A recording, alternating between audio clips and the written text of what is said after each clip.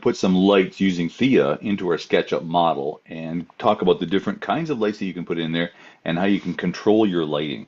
So come with me. I'm going to share my screen. We're going to go to what else? Scrunch up. Here is our friend. What's her name again? I forget what her name is. Anyway, doesn't matter. We're going to just build ourselves a little box here. So R for rectangle and go click, click, and say I want that to be 10 feet, comma 10 feet. You all know how to do this. Push, pull.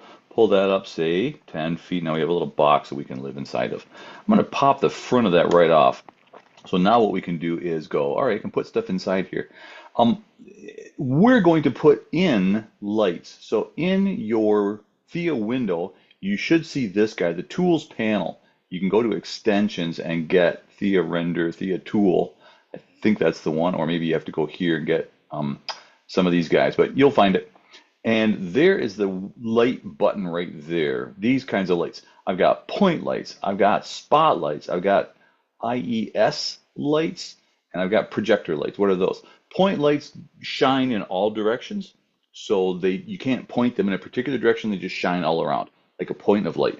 A spotlight will give you a chance to say, I want that light to shoot from here down to this spot, and I can control the size of it, the amount of fall off, all that kind of stuff.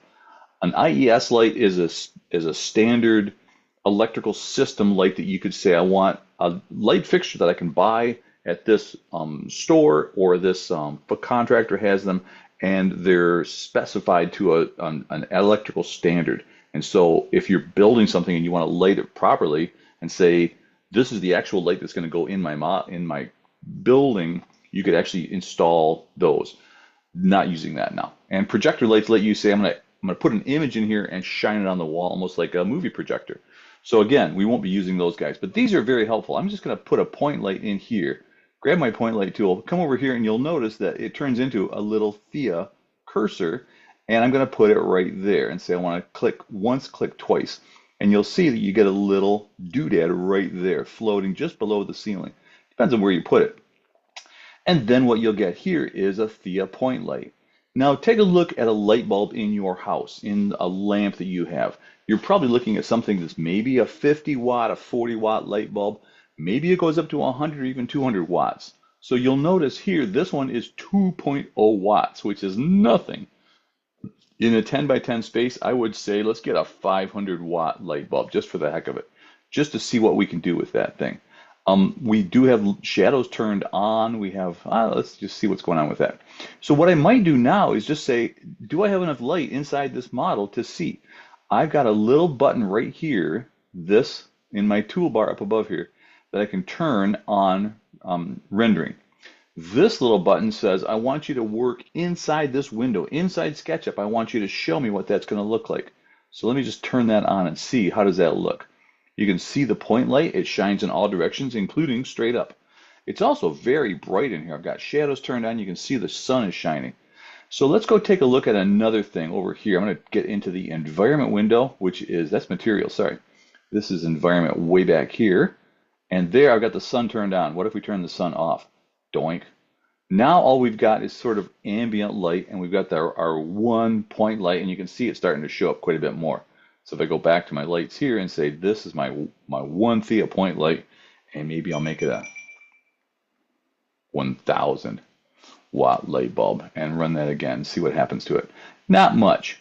The kind of cool thing that you can do, I'm going to turn that off. There's my little button there to stop the render. Grab that light. You have to click sometimes to get back in. And I'm going to use my move tool and option. See, I've got a little plus sign now, and I'm going to drag that guy on the green axis like that, and I'm going to say times 2, and it will give me 3 altogether. The one that I had plus the 2 more that I just made. Shift click to get those 3. Again, move tool and option, and I'm going to drag them this way, and then say times 4. And now I've got a whole whack of lights in the ceiling. That's how hard it is to build lights in here. Then I'm going to come back up here again, hit my little play button and say, how does that look? And it looks like, whoa, with no sun, we've got a lot of light inside that room. That's going to work out really well. What we didn't take a look at are a couple of things up here. You'll notice I'm in SketchUp View with Edges, which means you can kind of see the edges of the room, of the lights, things like that. If you just go to SketchUp View and change that there, hello, I think it's thinking very hard. I might have to stop that and say, now I want to talk to you. SketchUp View, can you do it with it running? Maybe not. SketchUp View without edges. Let's go back here and change that there. Not going to talk to me. Okay, anyway, you can experiment and explore, but that's how you would do that. Spotlights are different because they point in a particular direction. They won't shine on the ceiling. They won't go up. They're only shooting down. So when you put spotlights in, you won't have a shine on the ceiling like you do with point lights. Just one more thing to think about as you populate your beautiful model that is going to be amazing, especially because now you know how to use Thea. See you later.